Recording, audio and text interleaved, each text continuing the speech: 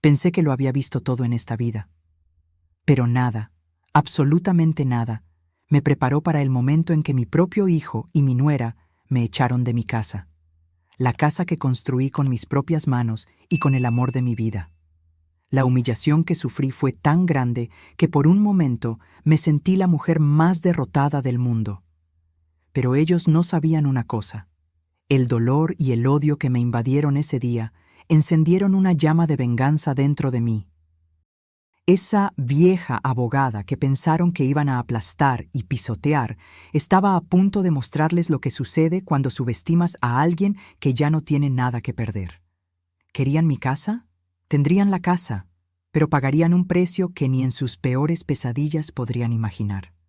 La venganza es un plato que se sirve frío, y la mía sería servida en su propia casa.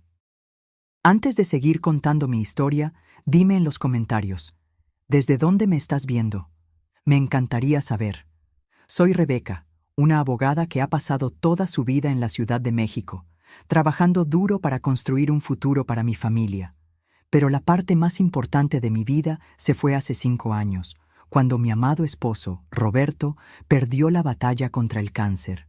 Su muerte me destrozó de una manera que no sabía que era posible. La vida se convirtió en una rutina gris, un zumbido constante de soledad. Y en medio de todo esto, lo único que me traía un poco de paz era nuestra casa en Tequesquitengo. Esa casa no era solo una propiedad. Era el último pedazo de vida que compartí con Roberto.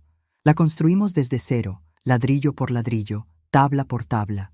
Cada ventana, cada escalón, cada detalle de ese lugar tenía nuestra historia. La terraza de madera, donde nos sentábamos a ver el atardecer, la parrilla que había instalado el verano pasado, era mi refugio, mi santuario de recuerdos. A 3 horas de la Ciudad de México, la vida allí era diferente. Era más lenta, más tranquila, llena del olor del bosque y el sonido del agua. Era el lugar donde podía sentir a Roberto más cerca. Solo tuvimos un hijo, Ricardo. Y después de que su padre se fue, él se convirtió en mi único lazo familiar. Traté de mantenerme fuerte por él. Me convertí en la madre que él necesitaba. Pagué su lujosa boda, le compré su auto nuevo, lo ayudé con el pago inicial del apartamento, todo para mantenerlo feliz y de alguna manera llenar el vacío que Roberto dejó. Creía que, actuando así, mantendría a nuestra familia unida, manteniendo el amor que Roberto siempre defendió. Pero no veía, o no quería ver, que nuestra relación se había transformado en algo muy diferente. Ya iba de camino al lago, con el corazón más ligero de lo normal después de una semana agotadora en la oficina. La carretera parecía llamarme. Me estacioné en la entrada de Gravilla y mientras tomaba mi pequeña maleta, noté un coche desconocido. Una SUV negra, un modelo caro. Me extrañó, pero lo descarté rápidamente. Tal vez era un vecino o un amigo de paso. ¿Qué podría salir mal? Pero desde el momento en que subí los escalones del porche y vi la escena frente a mí, todo cambió. Ricardo, mi hijo, estaba sentado en la mecedora, bebiendo una copa de vino. A su lado, Paula, su esposa de 2 años, revolvía la parrilla. Parecían completamente a gusto, como si la casa fuera suya. Me congelé. Mi corazón empezó a latir más rápido. ¿Qué estaba pasando? «Mamá, ¿qué haces aquí?» Su voz me golpeó como un puñetazo. No había sorpresa, había irritación. «¿Cómo que qué hago aquí? Esta es mi casa, Ricardo», respondí, aún tratando de entender. Paula me lanzó una mirada incómoda, pero no dijo una palabra. Siempre fue una mujer sin agallas, y en ese momento su falta de reacción me decía mucho. «Pensé que solo vendrías la próxima semana», respondió él, dejando la copa a un lado con un gesto despreocupado. «Estamos usando la casa este fin de semana». Yo estaba cada vez más confundida. «Deberías haberme avisado, hijo. Vine a descansar después de una semana difícil». Fue entonces cuando noté las maletas en el pasillo interior. No eran maletas de fin de semana. Eran maletas de alguien que planea quedarse. La alarma en mi mente comenzó a sonar. En realidad, mamá, comenzó con ese tono que conocía tan bien, el mismo que usaba para pedirme cosas cuando era niño. Paula y yo hemos decidido que vamos a usar la casa más a menudo ahora. Tú casi nunca vienes aquí de todos modos. Esas palabras me dejaron sin aliento. ¿Decidido? Esta casa es mía, Ricardo. Tu padre y yo la construimos con el trabajo de toda una vida. Él puso los ojos en blanco, lo que me hizo sentir una idiota. Siempre exageras, mamá. Además, ya estás demasiado vieja para cuidar de un lugar así. ¿Demasiado vieja? La frase me golpeó como un puñetazo. Tenía 58 años. Me sentía más fuerte que en mucho tiempo. Esta casa es mía, y vengo aquí cuando quiero. No depende de ustedes decidir cuándo vengo o no. Mira, ¿por qué no regresas a la Ciudad de México? Vienen unos amigos mañana. Sería incómodo que estuvieras aquí. ¿Incómodo? No reconocí a mi hijo en ese momento. ¿Dónde estaba el niño que Roberto y yo habíamos criado con tanto amor? Su frialdad y arrogancia me asustaron.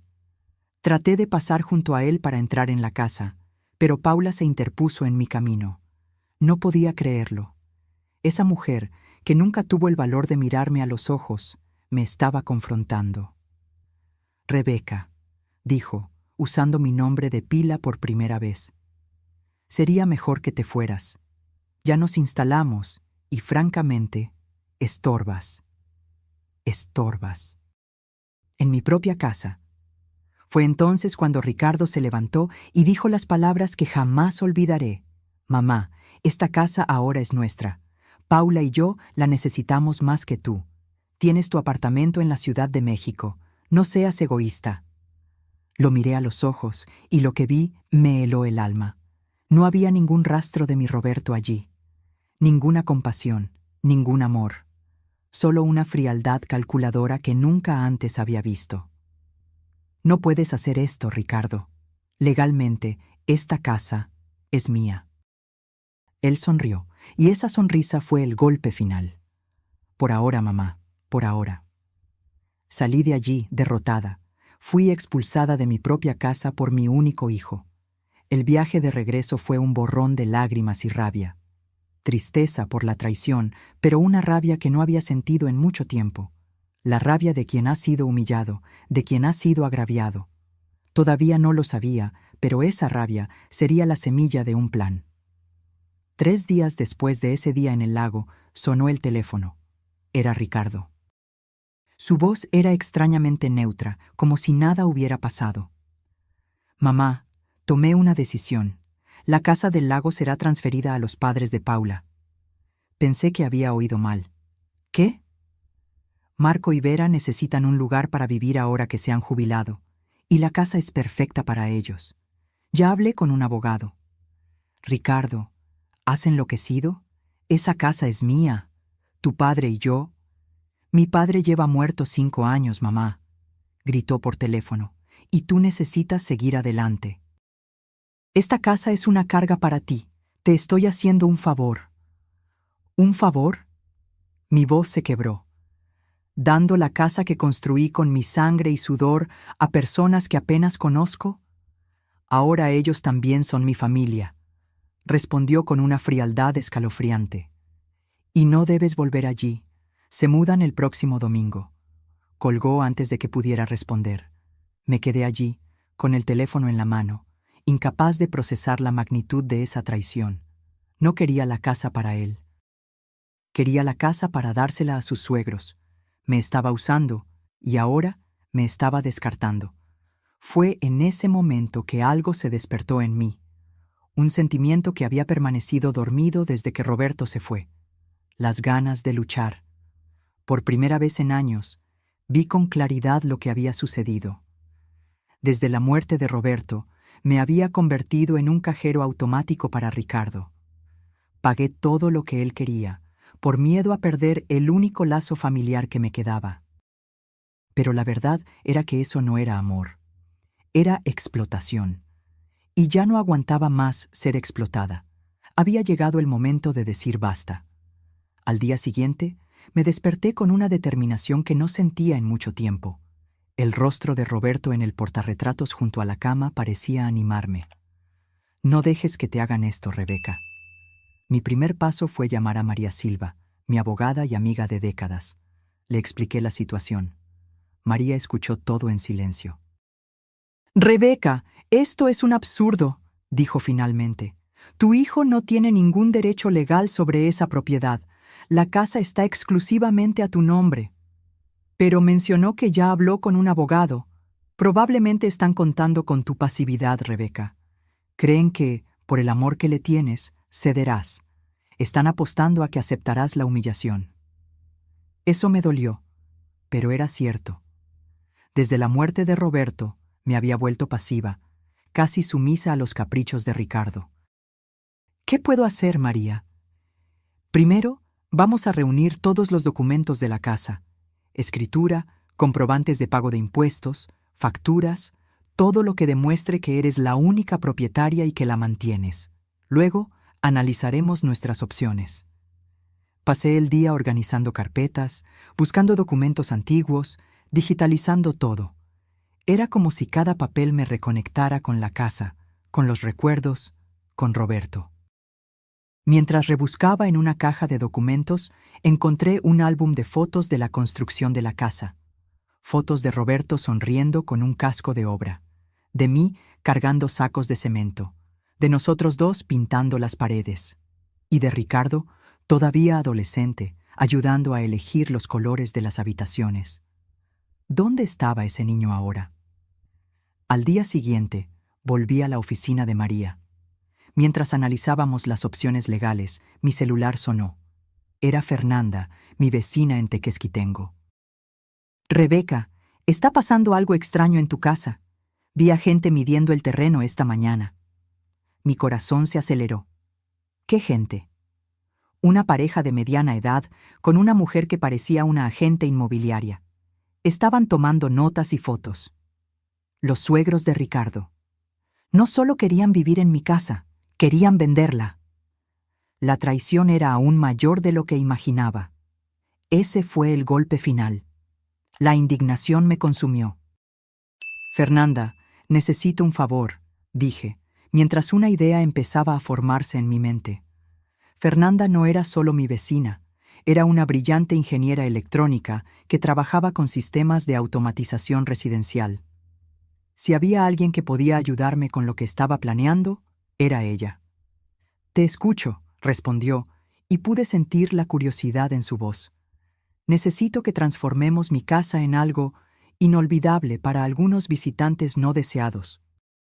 Después de explicar la situación, Fernanda se indignó. Rebeca, esto es un absurdo. Por supuesto que te ayudaré. En los días siguientes, mientras María preparaba nuestra estrategia legal, Fernanda y yo trabajamos en algo completamente diferente. Usando mi casa como nuestro laboratorio, instalamos sensores de movimiento en cada habitación, conectados a un sistema de sonido ambiental que podía emitir ruidos extraños, como susurros o zumbidos.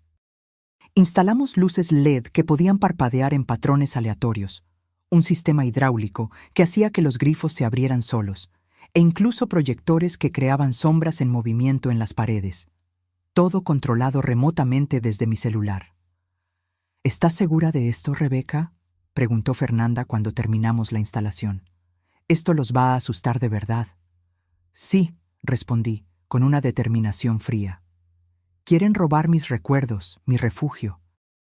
Van a aprender que algunas casas no aceptan ser invadidas. El sábado, víspera del día que Ricardo había marcado para la mudanza de sus suegros, instalamos un pequeño cartel en la entrada. Aviso: esta propiedad está protegida. Era lo suficientemente vago como para no significar nada específico, pero lo suficientemente preciso como para servir de advertencia legal en caso de que decidieran quejarse después. Volví a la Ciudad de México y esperé. Fernanda se quedaría atenta y me mantendría informada. El domingo por la mañana recibí su primer mensaje. Llegaron 2 coches, Ricardo, la esposa y los suegros, muchas maletas. Mi corazón se aceleró. Era la hora. Activa el sistema, respondí. Fernanda me envió un enlace a una cámara de seguridad discreta que habíamos instalado en el porche. Desde lejos, pude ver cuando entraron en la casa, ignorando el cartel. Ricardo les mostraba las habitaciones a sus suegros, con una arrogancia que me dio asco. Paula llevaba maletas dentro. Todos sonreían, celebrando su fácil conquista, hasta que las luces comenzaron a parpadear. Primero, suavemente, como si fuera solo una fluctuación en la red eléctrica. Luego, con más intensidad. Sus expresiones cambiaron de confusión a preocupación. Activé el sistema de sonido. Un ruido bajo, casi imperceptible, comenzó a emanar de las paredes. Como un zumbido distante, un susurro. «¿Qué es eso?», oí preguntar al suegro, su voz captada por el micrófono de la cámara. «Debe ser solo un problema eléctrico», respondió Ricardo, pero su voz ya no tenía la misma confianza. Aumenté la intensidad del sonido. Ahora eran susurros más claros, como si las paredes estuvieran hablando. «Salgan, salgan». Las luces parpadeaban más rápido. En una de las habitaciones, el grifo comenzó a echar agua solo. En la sala, el proyector creó la sombra de una figura humana en la pared que parecía moverse lentamente hacia ellos. «¿Qué diablos está pasando aquí?», gritó la suegra, visiblemente asustada. Ricardo trató de mantener la compostura. «Es solo un problema en el sistema eléctrico. Paula, ve a revisar la caja de fusibles». Paula apenas había dado 2 pasos cuando todas las luces se apagaron de repente. La casa quedó en completo silencio y oscuridad durante exactamente 10 segundos. Entonces, todas las luces volvieron simultáneamente, parpadeando como estroboscopios, mientras el sonido en las paredes aumentaba. «Salgan de mi casa, salgan». Fue entonces cuando el pánico se apoderó de ellos. El suegro comenzó a gritar. La suegra intentaba encontrar la salida. Paula tropezaba con sus propios pies. Solo Ricardo permaneció relativamente tranquilo, mirando a su alrededor con una expresión de furia. «¡Esto es cosa de mi madre!», gritó. «Ella está haciendo esto». Pero su acusación fue interrumpida cuando el sistema de riego del jardín se activó, rociando agua a través de las ventanas abiertas. En minutos, todos corrían hacia afuera, empapados y aterrorizados. Desde la seguridad de mi apartamento en la Ciudad de México, observé cómo intentaban entender lo que había pasado. Paula quería llamar a la policía. El suegro insistía en irse de inmediato. La suegra lloraba. Y Ricardo miraba directamente a la cámara, como si supiera que yo estaba mirando, el odio visible en su rostro. El teléfono sonó poco después. «¿Qué hiciste?». Su voz temblaba de rabia. «¿Yo? No sé de qué hablas, hijo». Mantuve mi voz tranquila, la calma de quien sabía que tenía el control. «Esa casa tiene algo raro. Hiciste algo». «Tal vez a la casa simplemente no le gusta que la invadan», respondí. «Algunas casas tienen memoria». «Estás loca. Voy a llamar a la policía». «Adelante». La casa está a mi nombre y no hay nada ilegal en instalar un sistema de automatización residencial avanzado. Hubo un largo silencio al otro lado. «Esto no ha terminado, mamá», dijo finalmente. «Volveremos mañana con un técnico. Esta casa será de los padres de Paula, lo quieras o no». «Ya veremos», respondí simplemente antes de colgar. La policía llegó a Tequesquitengo unas 2 horas después de la llamada de Ricardo.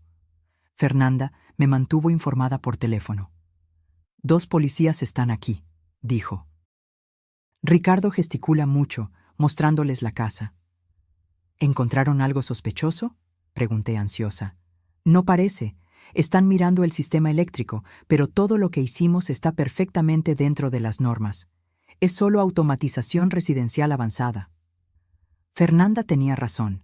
Habíamos sido cuidadosas para no violar ninguna ley. El sistema que instalamos era sofisticado, pero completamente legal. Después de inspeccionar la casa durante casi 1 hora, los policías se fueron sin encontrar nada irregular. La frustración en el rostro de Ricardo Era evidente. Esperaba que me acusaran de algún crimen, que encontraran alguna irregularidad. Pero no había nada. «Vámonos», dijo Paula, visiblemente alterada por la experiencia. «Podemos volver otro día». «No», respondió Ricardo con firmeza. «No voy a dejar que mi madre gane. Esta casa será de tus padres, como acordamos». Los suegros intercambiaron miradas preocupadas.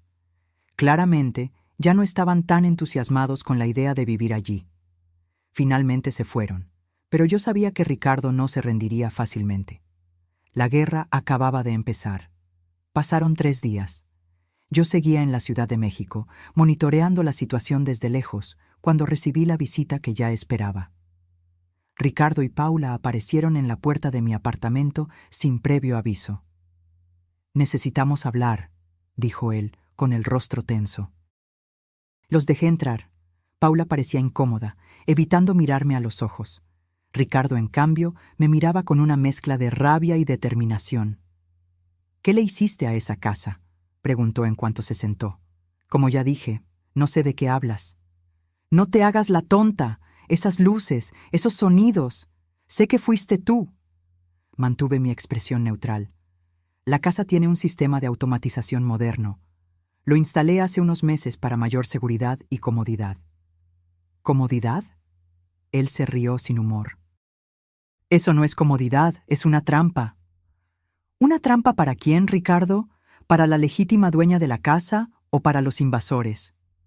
Sus mejillas se enrojecieron de rabia. «No somos invasores. Esa casa debería ser mía por derecho. Papá hubiera querido que fuera así». Eso me golpeó como un rayo. «No te atrevas a usar a tu padre para justificar esto. Roberto jamás aprobaría lo que estás haciendo». «Tú no sabes lo que él aprobaría o no. Lleva muerto 5 años. Y en ninguno de esos 5 años mostraste el menor interés por esa casa hasta que decidiste que sería un buen regalo para tus suegros». Paula finalmente habló, con voz baja. «Rebeca, solo estamos tratando de ayudar a mis padres. Necesitan un lugar para quedarse y tú rara vez usas esa casa». «¿Y por qué debería darle mi casa a tus padres, Paula? ¿Gente que apenas conozco?». «Porque», dudó, «porque ahora somos familia». Me reí amargamente. ¿Familia? La familia no trata de robar lo que es tuyo. La familia no te echa de tu propia casa. La familia respeta. Ricardo se levantó, señalándome con el dedo. «Siempre has sido así. Siempre controladora, siempre creyendo que sabes lo que es mejor. Y tú siempre has sido egoísta, Ricardo, siempre queriendo más, nunca satisfecho con lo que tienes». «¿Egoísta?», gritó. «Yo cuidé de ti después de que papá murió. Fui yo quien aguantó tus ataques de depresión, tu alcoholismo. ¿Cuidaste de mí o cuidaste de mi dinero? Porque en los últimos 5 años lo único que has hecho es pedir. La boda de lujo, el coche nuevo, el pago inicial del apartamento. Y yo siempre te di, porque creía que así te mantendría cerca. Pero ahora veo que no era a mí a quien querías cerca. Era mi dinero». El silencio que siguió fue ensordecedor. Paula miraba al suelo, claramente incómoda. Ricardo me miraba fijamente, con la respiración pesada. «Esto no se va a quedar así», dijo finalmente. «Lo llevaremos a la justicia si es necesario. Le contaremos a todos cómo enloqueciste después de que papá murió, cómo convertiste esa casa en una trampa peligrosa. Hazlo», respondí con calma. «Y yo les mostraré a todos cómo mi propio hijo trató de robarme». Él recogió su bolso, listo para irse. «Te vas a arrepentir de esto, mamá. Cortaremos todos los lazos, nunca más te volveré a hablar». «Es una pena que necesites amenazarme con eso, Ricardo. El amor verdadero no viene con condiciones». Antes de irse, se giró una última vez. «Esa casa será de los padres de Paula, aunque tengamos que esperar a que te mueras para que eso suceda». Esas palabras me atravesaron como una cuchilla fría. Mi propio hijo, deseando mi muerte para quedarse con mi propiedad. Cuando la puerta se cerró detrás de ellos, en lugar de tristeza, sentí una extraña paz, como si me hubiera quitado un peso de los hombros. La máscara había caído. Ahora veía claramente lo que tenía que hacer. A la mañana siguiente llamé a María. «Estoy lista para el siguiente paso», le dije. «Quiero donar la Casa del Lago». 3 semanas después, todo estaba oficializado. La Casa de Tequesquitengo ahora pertenecía legalmente a la Fundación Segunda Oportunidad, una institución que ayuda a niños que han perdido a sus padres. Una cláusula me garantizaba el derecho de uso vitalicio. La propiedad estaba protegida, fuera del alcance de Ricardo y sus planes. María sugirió que le informáramos a Ricardo formalmente sobre la donación. Estuve de acuerdo, no por obligación legal, sino porque quería ver el final de esa historia. La reunión se programó en la notaría, con la presencia de la notaria Sofía, una mujer seria y respetable. Para mi sorpresa, Ricardo apareció con Paula y sus suegros, probablemente creyendo que podrían intimidarme en grupo. «¿Qué es tan importante que necesitamos reunirnos en una notaría?», preguntó Ricardo en cuanto entraron, su tono despectivo. La notaria Sofía tomó la palabra antes de que yo pudiera responder. «Señores, estamos aquí para formalizar el conocimiento de la donación de la propiedad ubicada en Tequesquitengo, registrada bajo el número de matrícula 45789. ¿Donación?». La voz de Ricardo subió una octava. «¿Qué donación?». María le entregó una carpeta con los documentos. «Su madre ha donado la casa a la Fundación Segunda Oportunidad, una organización benéfica que cuida de niños huérfanos. La donación ya ha sido registrada y es irrevocable». El rostro de Ricardo perdió todo color. Hojeó los documentos frenéticamente, como si buscara alguna laguna, algún error. «Esto no puede ser legal», dijo finalmente con voz temblorosa. «Es perfectamente legal», respondió Sofía. «La señorata Rebeca es la única propietaria registrada de la propiedad y tiene todo el derecho de disponer de ella como mejor le parezca». Paula parecía en estado de shock. Los suegros intercambiaban miradas nerviosas. «Pero... ¿y nosotros?», preguntó la suegra, Vera, finalmente revelando el verdadero motivo de su presencia. «Pensábamos que íbamos a vivir allí». «Lamentablemente eso no será posible», explicó María. «La propiedad ahora pertenece a la Fundación, con derecho de uso vitalicio reservado a la señora Rebeca». Ricardo me miró fijamente, el odio desbordándose de sus ojos. «Hiciste esto a propósito, para castigarnos». «No, Ricardo. Hice esto para asegurar que la casa tenga un propósito más grande que simplemente ser un premio en una disputa familiar. Cuando yo no esté, ayudará a niños que han perdido a sus padres, que no tienen a nadie que los cuide». «Esto es ridículo. Preferiste darle tu casa a extraños que a tu propio hijo. Dejaste claro que no querías la casa para ti, sino para dársela a los padres de Paula, gente que apenas conozco.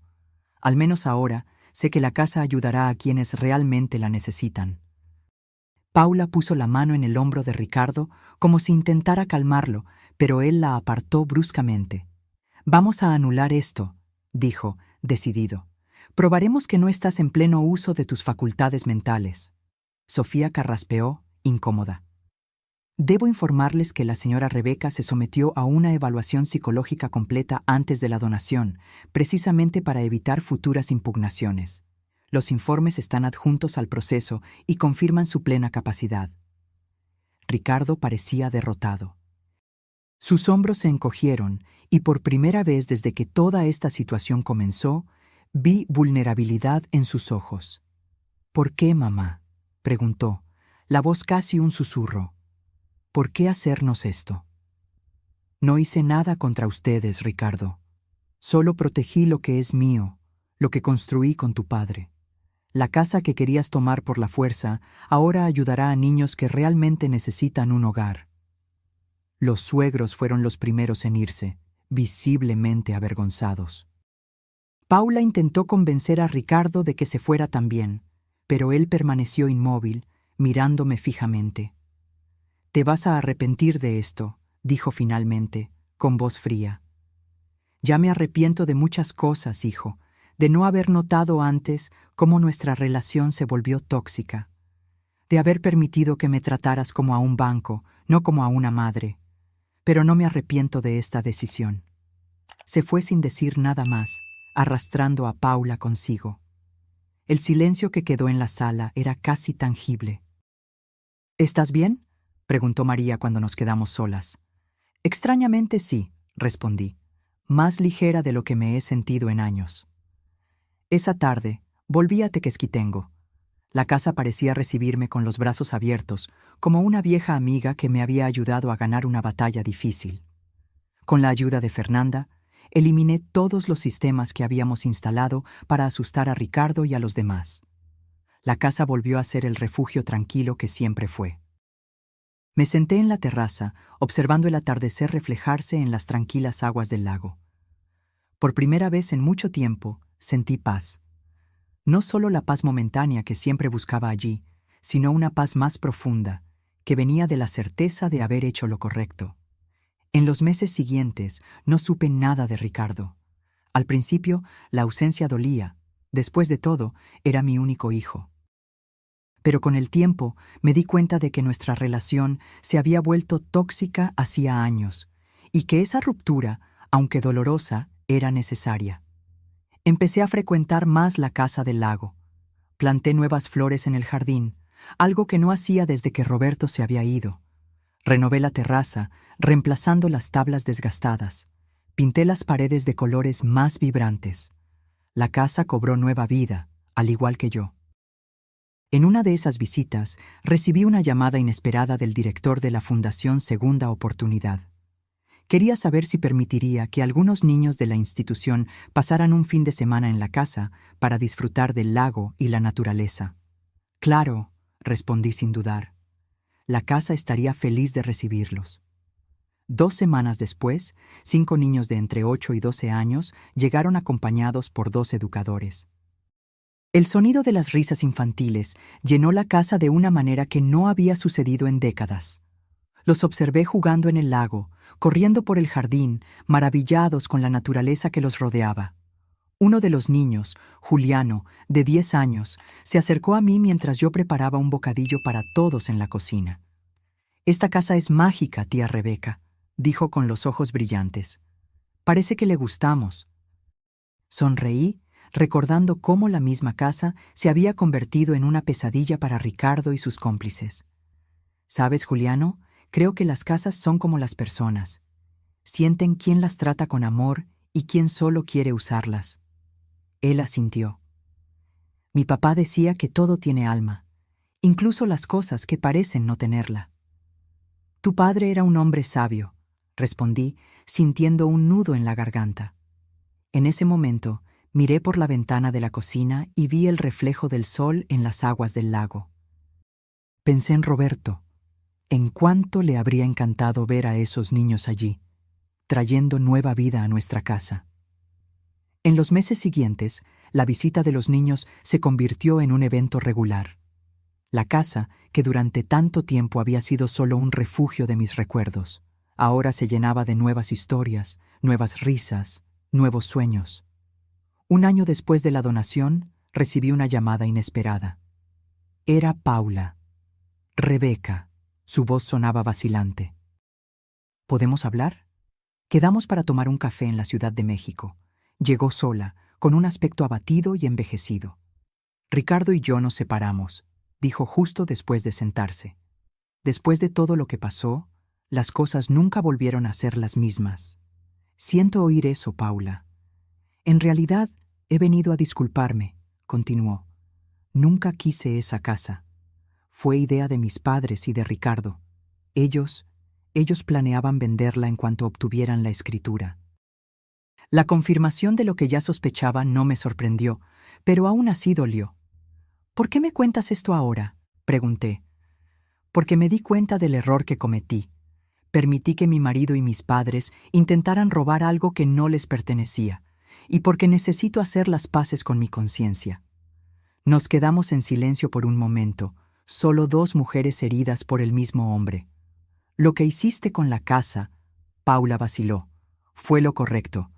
Esos niños se merecen un lugar así. Gracias por decir eso. Nos despedimos sin grandes palabras o promesas.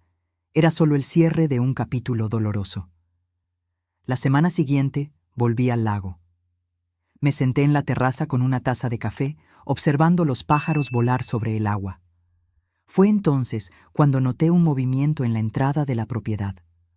Un coche que no reconocí se estacionó, y de él bajó una figura familiar. Ricardo. Mi corazón se aceleró. No nos habíamos visto ni hablado en más de un año. Caminó lentamente hacia la terraza, luciendo más pequeño, más frágil de lo que recordaba. «Mamá», dijo simplemente cuando se acercó. «Ricardo», respondí, sin saber qué más decir. Paula me contó que hablaron. Asentí, esperando. También me contó lo de los niños, que los dejas venir aquí. Sí, la casa es feliz cuando hay niños. Él miró a su alrededor, como si viera el lugar por primera vez. A papá le hubiera gustado esto. Le hubiera gustado. Estuve de acuerdo. Ricardo se sentó en la silla junto a la mía. Nos quedamos en silencio durante mucho tiempo, solo observando el lago. Estaba equivocado, dijo finalmente, con la voz casi un susurro. Sobre todo. No respondí. Algunas confesiones necesitan espacio para existir por completo.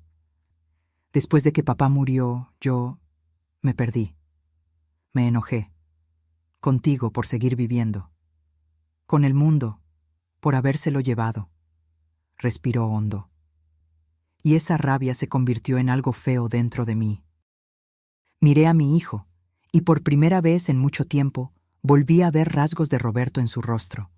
La misma línea de la mandíbula, la misma forma de morderse el labio cuando estaba nervioso. Todos nos perdimos un poco cuando él se fue, respondí suavemente. Pero tú encontraste el camino de regreso. Yo solo me hundí más. Una lágrima corrió por su mejilla. Nunca es tarde para encontrar el camino de regreso, Ricardo. Él me miró, con los ojos llenos de lágrimas. Incluso después de todo lo que hice, de cómo te traté. Pensé por un momento antes de responder. No quería ofrecer un perdón fácil. Lo que pasó fue demasiado grave para eso. El camino de regreso es largo, dije finalmente, y pasa por mucha reflexión, mucho arrepentimiento verdadero. No es algo que suceda en una tarde a la orilla del lago. Él asintió, comprendiendo. ¿Puedo empezar hoy?», preguntó, con voz entrecortada. «Ya empezaste cuando decidiste venir hasta aquí». Pasamos el resto de la tarde conversando. No fue fácil, pero también hubo momentos de honestidad brutal, de vulnerabilidad compartida. No era una reconciliación, todavía no. Era el comienzo de algo nuevo, tal vez más frágil, pero también más verdadero de lo que teníamos antes. Cuando el sol comenzó a ponerse, Ricardo se levantó para irse. «¿Puedo volver algún día?», preguntó. «La casa estará aquí», respondí. «Y yo también». Mientras veía su coche alejarse, sentí una presencia a mi lado.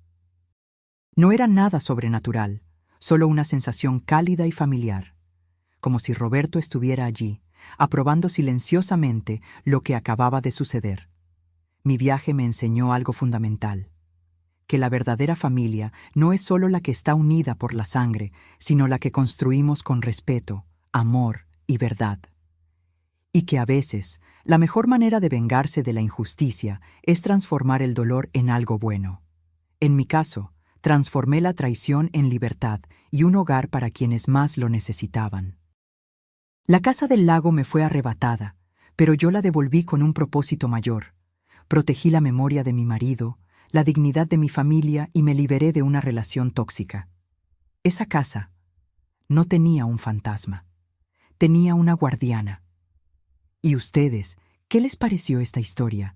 ¿Hice lo correcto? ¿Qué harían si estuvieran en mi lugar? Dejen su opinión aquí en los comentarios y no olviden darle me gusta al video y suscribirse al canal para más historias como esta. Historias como esta. Historias como esta. Historias como esta. Historias como esta. Historias como esta. Historias como esta. Historias como esta. Historias como esta. Historias como esta. Historias como esta. Historias como esta. Historias como esta. Historias como esta. historias como esta, historias como esta, historias como esta, historias como esta, historias como esta, historias como esta, historias como esta, historias como esta.